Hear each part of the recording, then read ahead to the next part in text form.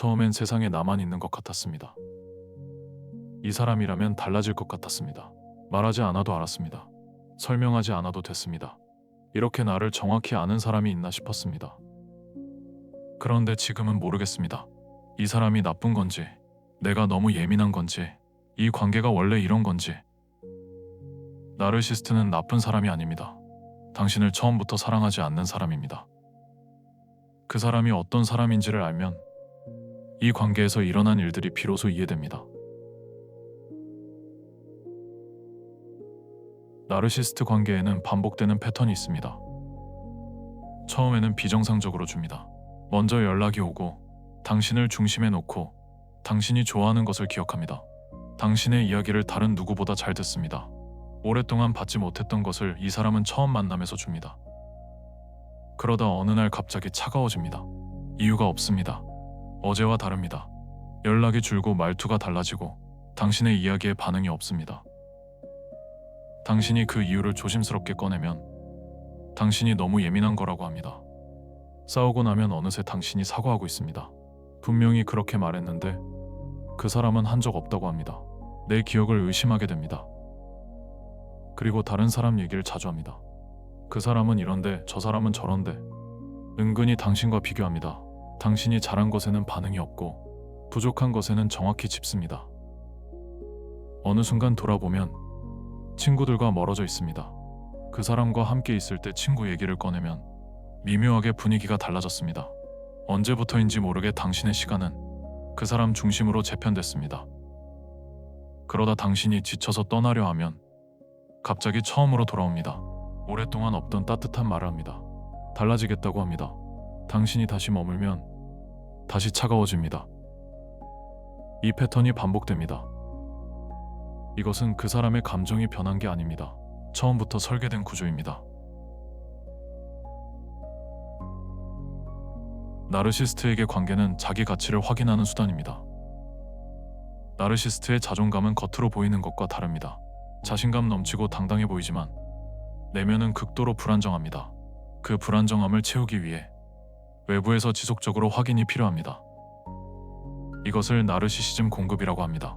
당신의 관심, 당신의 인정, 당신이 그 사람에게 쏟는 것들, 그것이 그 사람에게 자기 가치를 확인하는 연료입니다.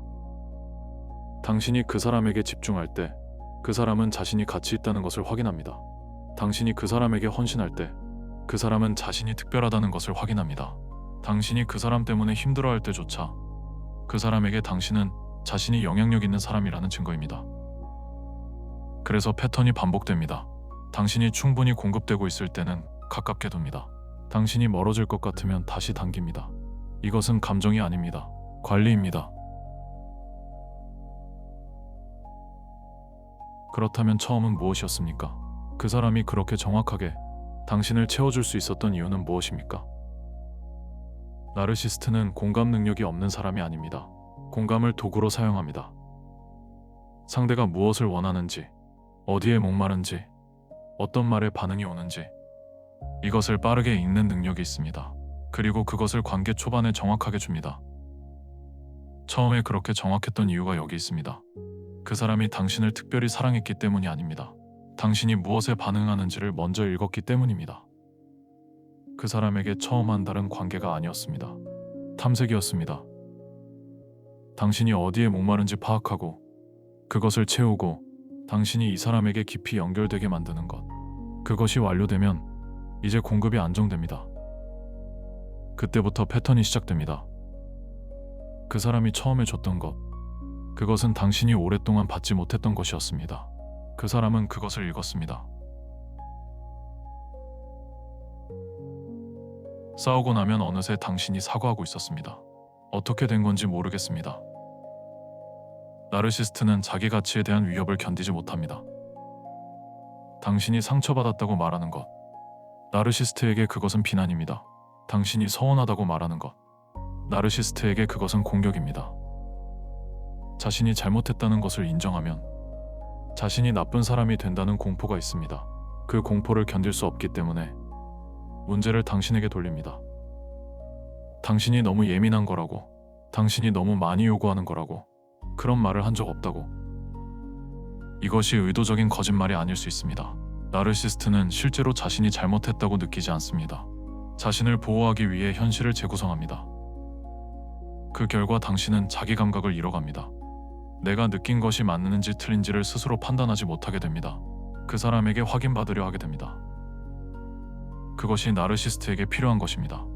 당신이 자기 감각을 믿지 못할수록 그 사람이 현실을 정의하는 사람이 됩니다. 왜 그 사람은 당신이 떠나려 할 때마다 처음으로 돌아오는 겁니까? 공급이 끊길 것 같을 때 보충하기 때문입니다. 나르시스트에게 당신이 떠나는 것은 자기 가치를 확인해주는 사람을 잃는 것입니다. 그 공백을 견디지 못합니다. 그래서 떠날 것 같을 때 처음처럼 돌아옵니다. 당신이 다시 머물면 공급이 재개됩니다. 공급이 안정되면 다시 패턴으로 돌아갑니다. 그 사람은 당신을 잃고 싶지 않았던 것이 아닙니다. 공급을 잃고 싶지 않았던 겁니다.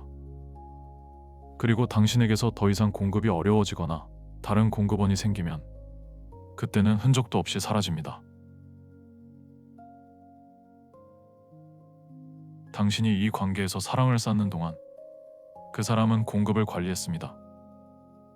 그 사람은 당신의 헌신을 자기 가치 확인에 썼습니다. 당신의 기다림을 공급 유지에 썼습니다. 당신의 상처조차 자신이 영향력 있다는 증거로 썼습니다. 같은 시간을 두 사람이 완전히 다르게 살았습니다. 나르시스트는 처음부터 당신을 사랑하지 않았습니다. 이 말이 잔인하게 들릴 수 있습니다. 그러나 사실이 그렇습니다. 그 사람이 처음에 보여줬던 모습은 진짜였습니다. 그러나 그것은 당신을 향한 것이 아니었습니다. 그 사람 자신을 향한 것이었습니다. 이 관계에서 일어난 일들, 차가워진 것도, 가스라이팅도, 떠날 때만 돌아온 것도, 그것이 당신이 부족해서가 아니었습니다. 그 사람이 그런 사람이었기 때문입니다. 그 사람을 이해하는 것이 이 관계를 이해하는 첫 번째 방식입니다. 그런데 한 가지 질문이 남습니다. 왜 하필 당신이었습니까?